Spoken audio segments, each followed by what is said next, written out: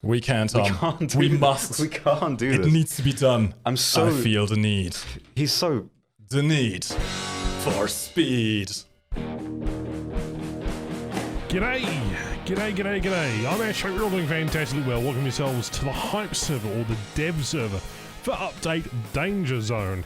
In this case, the cat has been let certainly out of its bag, and that is the F-14A on screen. Yep, War Thunder finally has the F-14. And I'll be honest, I know literally nothing about the F-14. I'm not really a fan of the Tomcat. It's not really an aircraft that I like.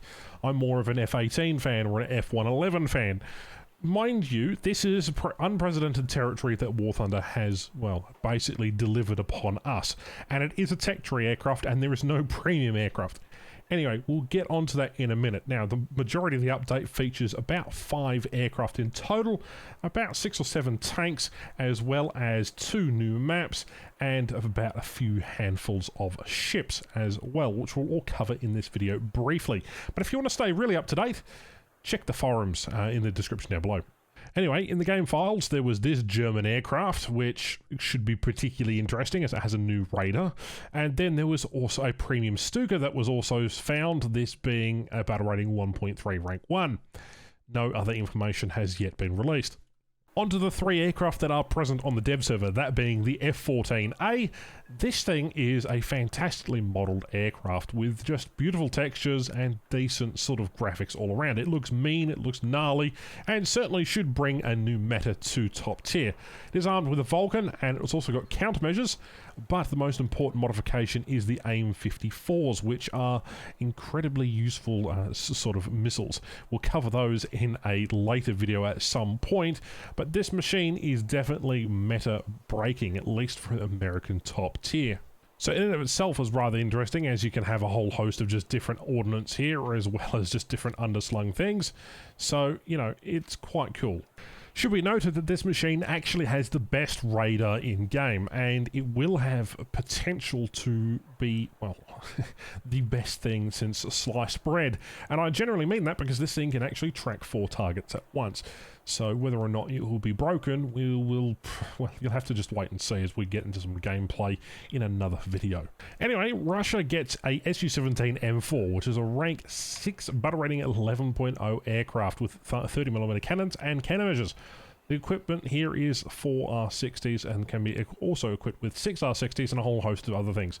Now, they showcase some new bombs and some new missiles on this thing on the dev stream preview.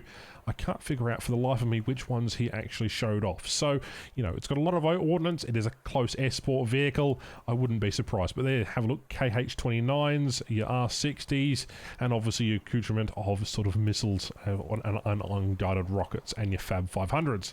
So yeah, another swing-wing variable aircraft for Russia. That should be particularly interesting. Oh, and it also has the aluminium bathtub that Russian aircraft sometimes get famously known for. Alright, France gets a premium aircraft to replace its aging S-4000, I think they're called, the bombers, essentially. This is a close export version of the Mirage. Essentially, it's basically a Kefir at this stage. It's armed with AIM-9Bs, and it's got 30 mils. It is 9.7, it doesn't have any countermeasures, as such it might be a little bit useless, but we'll have to wait and see. It does get access to your snebs, and you can also put your Nords underneath it. There is no armour protection, and it is basically just a new premium vehicle for France, so I welcome that. Also, it should be noted that the Milan gets retractable canards, although they aren't correctly modelled. Anyhow, this is the Australian Defence Force M1A1 AIM. This is the upgrade package which currently has gone through in the last couple of years. In fact, it's only been approved recently as of 2019.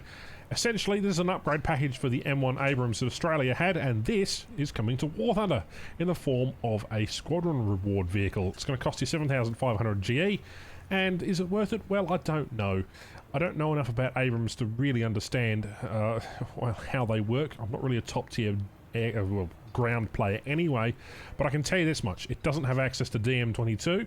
Instead, you get access to HEAT-FS with about 480mm of penetration, and then APFS-DS with about 560mm of penetration. Does get night vision, does get laser rangefinder, VSS, also say ESS and smoke grenades, and the whole works. But again, it is just a, well, Australian Abrams with a very odd looking camouflage that isn't quite representative of the real thing. Anyhow, Russia gets a new SPAA in the form of the BTR-ZD, which is rank 4 battle rating 4.3, with two 23mm anti-aircraft guns on the top there. It's weakly armoured as all hell, medium armour there, and, well, it looks like it's having an absolute field day with the crew. Essentially, you have a vehicle that has night vision, get this, have a look at the modifications, artillery, ESS, and smoke grenades, and commander night vision and driver night vision at a battle rating of 4.3. Yeah, subject to change my arse. Anyhow, Germany gets access to a new premium tank, and so does Britain. We'll get into that in a second. This is Leopard 2 Panzer Battalion 123. It's rank 6, battle rating 10.0, armed with a 120mm gun, and it's got 76mm smoke grenades, as well as a coaxial 7.62mm machine gun. Gets access to your regular DM-12, your DM-13, and your DM-23, if you're familiar with those. Laser rangefinder, night vision, smoke grenades, and obviously artillery support. And it is a premium. But it's got this thing which I'm going to coin Bush 2.0, a very nice looking camouflage foliage, sort of camouflage netting pattern that is permanent to the vehicle. So no matter what you use on it, it sort of comes stock standard with the vehicle, no matter what kind of camouflage you run. Quite unique in a way. Britain gets a Challenger. Now, OC, 0C, 0 Charlie, I'm trying to figure out what the marking says. If those of you who know, this is a Desert Storm sort of vehicle, I think. At least it looks that way. But yeah, rank 6, battle rating 9.7 is exactly the same as its Challenger Mark II cousin, except it's got a little bit more grease and a little more battle damage, and it just looks quite nice. Have no idea what kind of drugs the South Africans were on, but they've come up with this Rhino thing, which is a 155mm self-propelled thing with variable fuse, smoke, and obviously regular high explosive. So while the vehicle itself is quite crazy looking, it does have a decent traverse rate and a decent mobility, although it is an absolute behemoth. Being ranked 4, battle rating 7.0, however, this machine fits well within the Centurion lineup that I have, Centurion AVRE, and several other sort of different things. China gets access to a ZTZ 99A, another variant of the ZTZ. I'm not going to bother going too much into. This thing gets extra ERA. That's literally it. Might be an extra machine gun or some extra electronics, but let's just move on, shall we? The best vehicle of the patch goes to this thing, the Lancia 3RO. It's a 100mm armed 1917 sort of World War I machine gun mounted on a swivel mount. But it gets access, hold on, let me install a modification here, gets access to a 100mm anti-concrete shell, which is fine and dandy, but it gets access to this. This is a 100mm Hesh, which does 70mm of damage on a rank 1 1.7. And this thing does get an actual coaxial machine gun, and my boy, those are definitely a lot of boys sitting in there with the ammunition ready to go. Yes, the war track shall continue. I want more vehicles like this, Guardian.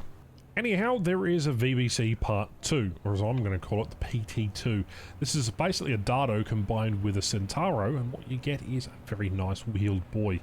I think this machine is going to be fantastic. Rank 6, battle rating 8.7. Yeah, it's going to be so much fun with the engine mounted at the front, with the crew compartmentalised in the side. Quite a lot of empty space inside the rear of the vehicle there. I wonder if it's actually a APC. Shut up! Shut! I'm trying to do commentary! Fuck off! Oh my goodness, you noisy bastard. Right, well, that's all you need to know about this machine. Sweden gets access to another PKV. This is the third version. Essentially, it's a Panzer 38T with a massive turret on the top. There isn't really much to write home about here. Apart from the fact that it says it's got 2 crew, yet there are 5 crew members in here in a rather cramped, tidy compartment. Very interesting. Other than that, that's all that Sweden gets. Oh, fuck me dead, there's another bloody Merkava in the game. Well, there you go. If you like Merkavas, there's another one. Let's move on. And this is the Mephisto, France's first wheeled ATGM vehicle, which, well, in War Thunder at least, in retrospect. Nice 8.3 battle rating for a rank 6. This thing is fun. It's got hot ATGMs with 17 rounds, and actually it has a mechanism that lowers itself into the body of the machine before reloading. It's quite cool in there. I don't think it's amphibious. It looks like it's got a propeller underneath, but this machine should be fantastic at what it does, which is, run across a hill and fire missiles at things. Speaking of the missiles, got a 700mm of penetration across all ranges, so there you go. Alright, onto the ships. Right, Russia gets a paper battlecruiser, rank 5 battle rating 6.7. This is a machine that wasn't necessarily completed. While it is a massive project ship, it exactly is that. It was never completed due to the invasion of Germany. Well, from the Germans to Russia. Anyway, you get the idea. Anyhow, the only reason I like this ship is because of its aerial attachment, that being a nice float plane.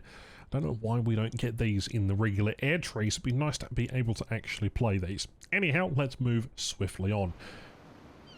Germany gets access to a Bayern, another sort of 1916 or 1914 fit out here with 600mm torpedoes and just guns. It's a battleship. It's rank 5 at 6.7.